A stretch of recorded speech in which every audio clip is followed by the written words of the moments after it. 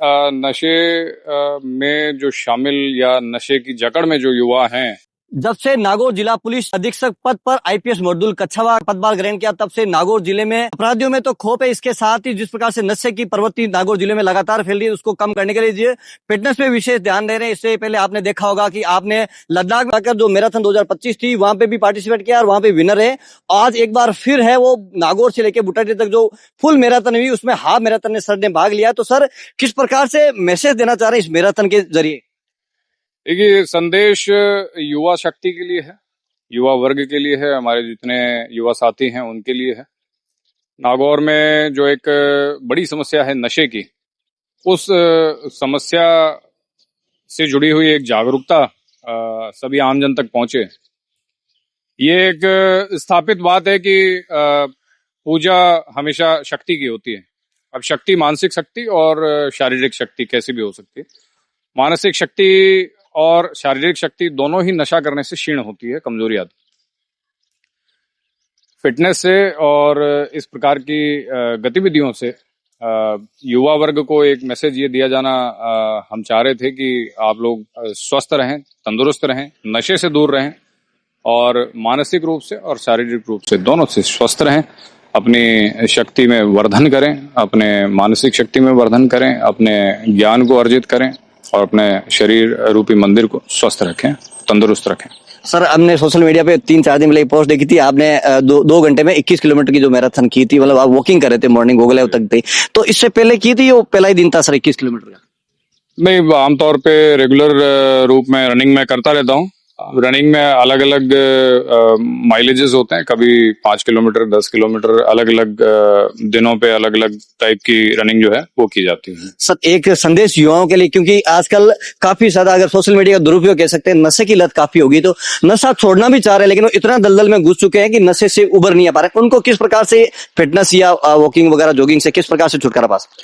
लेकिन नशे में जो शामिल या नशे की जकड़ में जो युवा हैं, सबसे पहले तो मैं मानता हूं कि उनके परिवारजनों को और उनके आसपास के दोस्त मित्रों को उनका सहयोग करना पड़ेगा। मानसिक रूप से उनको संबल प्रदान करना पड़ेगा। एक मानसिक शक्ति उनको प्रदान करनी पड़ेगी। साइकोलॉजिकल रूप से उनको ये इस चीज का एक्सेप्टेंस हो, रियलाइजेशन हो कि नशा एक बुरी चीज है।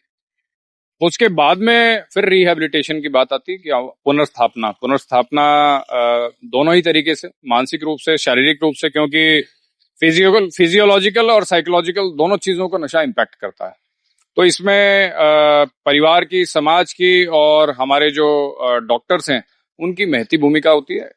जिस प्रकार से नशा मुक्ति केंद्र जो नागौर में भी एक डिमांड है कि नशा मुक्ति केंद्र भी खुले, तो आने वाले समय में इस प्रकार की चीजें जैसे जैसे आएंगी और विभिन्न प्रकार के जो हमारे साइकोलॉजिस्ट डॉक्टर्स हैं उनकी मदद लेते हुए, अपने परिवारजनों का सहयोग लेते हुए, इन चीजों से मैं मानता हूं कि अपने आप को मानसिक रूप से अगर परिपक्व किया जाए तो इस नशे रूपी जकड़ से हर कोई व्यक्ति बाहर निकल सकता है।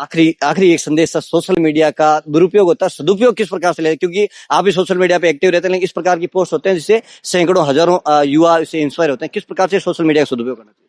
देखिए, सोशल मीडिया एक बहुत पावरफुल प्लेटफॉर्म है। सोशल मीडिया की शक्ति का अंदाजा हम सभी को है कि उसकी शक्तियों ने बहुत से देशों में परिवर्तन किया है। सोशल मीडिया ने हाल ही में नेपाल एक उदाहरण है जिसमें जेनजी आंदोलन जो हम सभी ने देखा। सोशल मीडिया का सदुपयोग ज्ञान अर्जन के लिए किया जा सकता है। विभिन्न प्रकार के रिसोर्सेस सोशल मीडिया पे उपलब्ध हैं, यूट्यूब पे या और अन्य जो भी हमारे प्लेटफॉर्म्स हैं। किसी भी क्षेत्र में आप कोई चीज सीखना चाहते हो आज की तारीख में, आपको कहीं जाने की जरूरत नहीं है। आपने इंटरनेट खोला और तमाम चीजें आपको उपलब्ध है। कठिन से कठिन चीज और आसान से आसान चीज आप सोशल मीडिया पे देख, पढ़, लिख सकते हो, समझ सकते हो, सीख सकते हो, औरों को सिखा सकते हो। ये तो सकारात्मक प्रयोग हुआ सोशल मीडिया का। नकारात्मक प्रयोग ये है कि एक दूसरे पे टिप्पणियां करना और जातिगत आधार पे, सामाजिक आधार पे या अन्य धार्मिक आधार पे किसी प्रकार की टिप्पणियां करना या ऐसा कंटेंट कंज्यूम करना जिसका कोई रेलेवेंस नहीं है। ऐसा कंटेंट कंज्यूम करना कि जो किसी अन्य व्यक्ति की भावनाओं को आहत करता हो, या ऐसा कोई भी कंटेंट जो कि प्रोडक्टिव नहीं है। वो उसका मिसयूज है सोशल मीडिया का। तो मैं मानता हूँ युवाओं को अपना ध्यान और अपनी ऊर्जा सकारात्मक प्रयोग में लगानी चाहिए।